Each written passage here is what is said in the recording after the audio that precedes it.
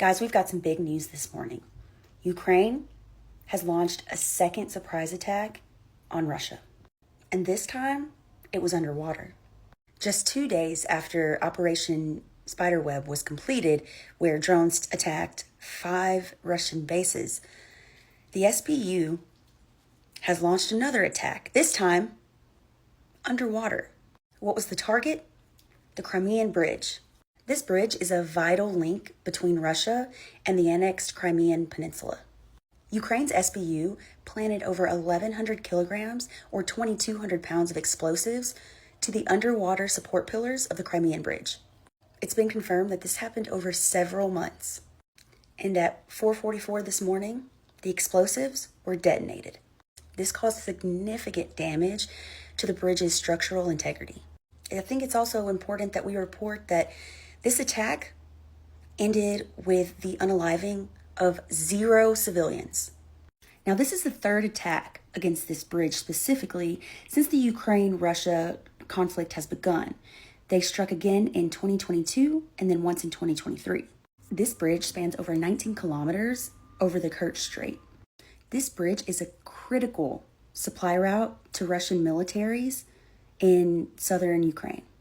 This attack really underscores Ukraine's evolving tactics, Ukraine's commitment to interrupting Russian logistics, and asserting pressure on key infrastructure.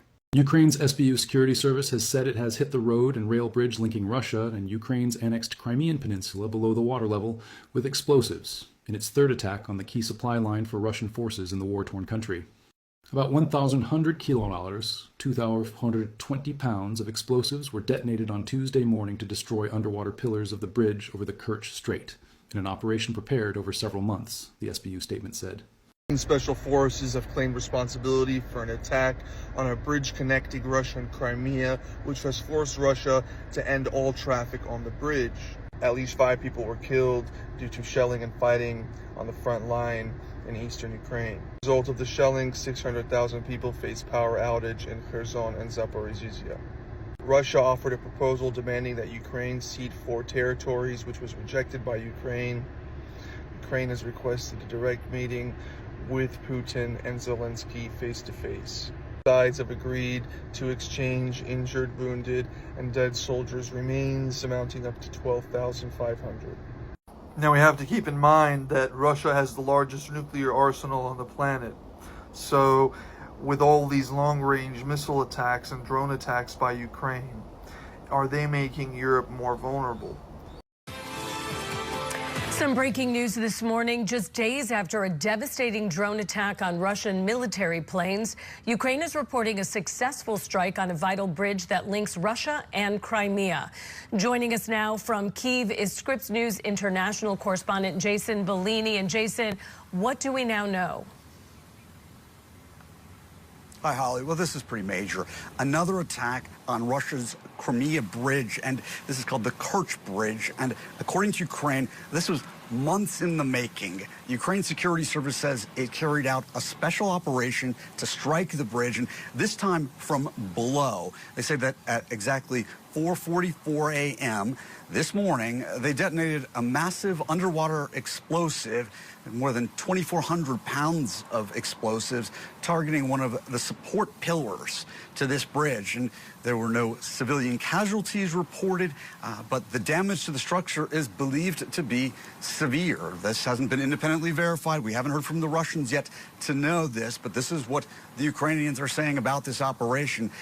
Keep in mind, this bridge is a vital lifeline for Russia. It's a source of pride to President Putin. It links the mainland of Russia to the occupied peninsula of Crimea. It's been this critical route for moving troops and supplies. Ukrainian officials say that the attack took them months to plan, and it involved mining underwater piers.